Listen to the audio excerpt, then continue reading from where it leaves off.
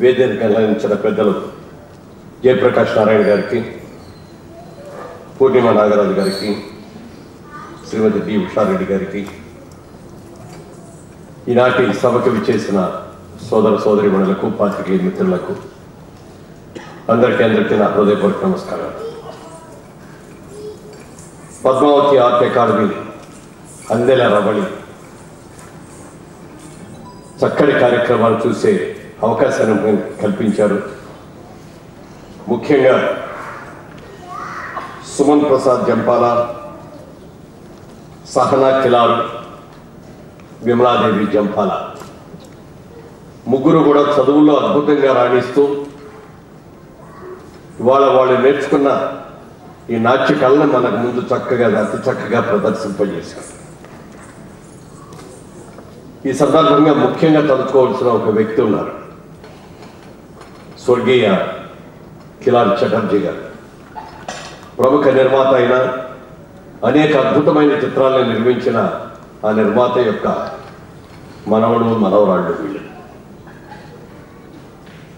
పిల్లలు కేవలం చదువుల్లో పైకి రావడమే కాకుండా మన సాంప్రదాయాల్ని, మన సంస్కృతిని మర్చిపోకుండా, మన కళల్ని మర్చిపోకుండా వాటిని నేర్చుకోవాలి అని ఈ పిల్లల తల్లిదండ్రులు వీళ్ళకి చక్కగా శిక్షణ ఇప్పించి, ఉంటున్న అమెరికా దేశంలో అయినా మన సంస్కృతిని మర్చిపోకుండా ఇక్కడికి వచ్చినప్పుడు ఇలాంటి చక్కటి కార్యక్రమాన్ని మనకి ప్రదర్శింపజేసినందుకు వారి తల్లిదండ్రులు కూడా అభినందిస్తున్నాను.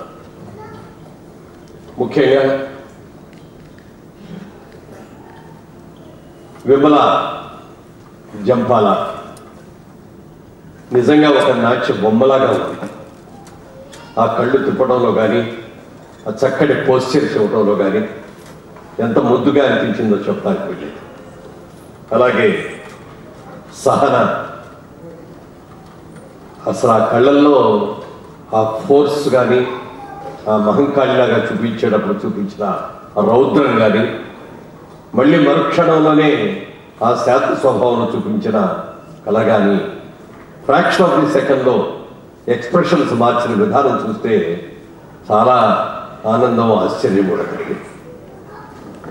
అలాగే సుమన్ ప్రసాద్ జంపాల చాలా బిజీగా ఉండే వ్యక్తి, బాగా చదువుకుంటున్న వ్యక్తి అయినా సరే మరి ఎప్పుడు ప్రాక్టీస్ చేయడానికి తనకు ఖాళీ ఉందో తెలియదు, కానీ ఇంత చక్కగా ఈ వయసులో కూడా చేస్తున్నారంటే చాలా సంతోషంగా ఉంది.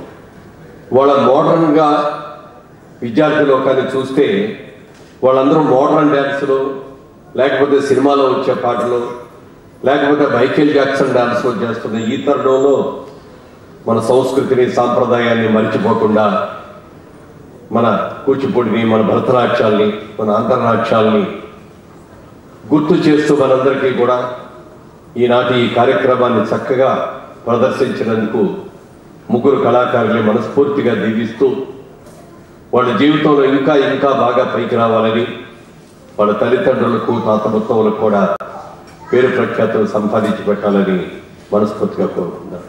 Thank you.